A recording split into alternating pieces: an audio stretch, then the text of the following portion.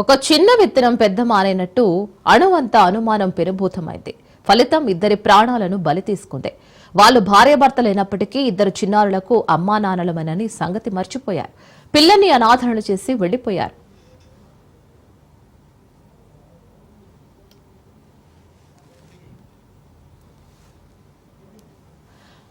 పల్లెపు నిత్యానంద్ లక్ష్మీ కుమారి దంపతులది అన్యోన్యమైన దాంపత్యం.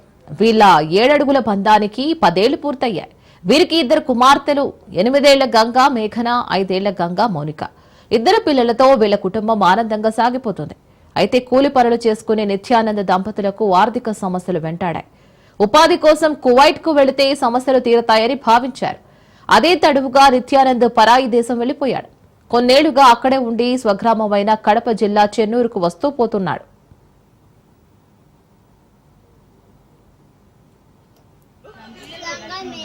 నీ పేరు?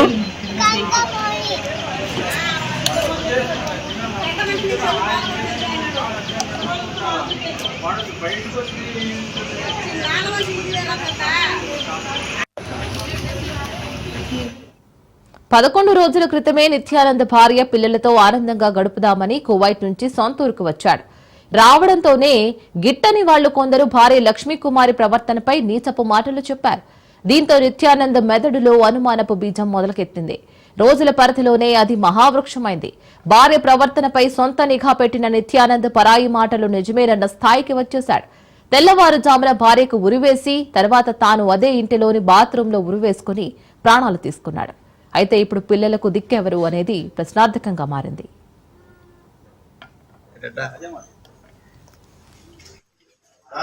నీ పేరు?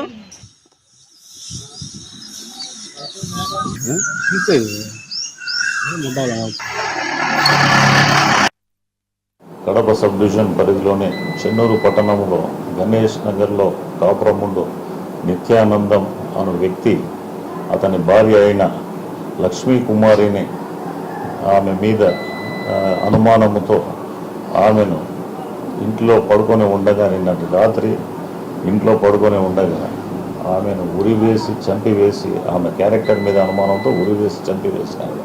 అదేవిధంగా తదుపరి అతను ఆ బాత్రూంలో పోయి అతను కూడా హ్యాంగ్ చేసుకొని చనిపోయినాడు.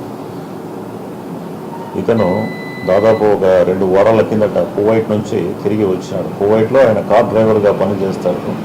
వీరు వడ్డెర కులానికి చెందినవారు. ఇంతకుముందు కూడా అతను కువైట్కు పోయి వస్తూ ఉండినాడు. అతనికి అతని భార్య క్యారెక్టర్ మీద అనుమానం. ఈ విధంగా పోయి తిరిగి వస్తూ ఇద్దరు గొడవ పడేవారు. నీ పెద్ద మనుషులు కూర్చోబెట్టించి వాళ్ళని కాంప్రమైజ్ చేసి మళ్ళీ సర్దుబాటు చేసేవారు. కానీ నిన్నటి దినం గొడవ పడినారు. వాళ్ళ పిల్లలు ఇద్దరు, వాళ్ళ పిల్లలు వాళ్ళ మృతుడి నిత్యానందం వాళ్ళ అమ్మ బయట రూమ్లో బయట ఉన్నారు. భార్యాభర్తలు ఇద్దరు లోపల ఉన్నారు. వాళ్ళు మాట పెరిగి వాదలాడుకొని ఆమెను ఉరివేసి అతను చంపివేసినాడు. చంపివేసిన తర్వాత అతను పోయి బాత్రూంలో మళ్ళా అతను హ్యాంగ్ చేసుకొని చనిపోయినాడు.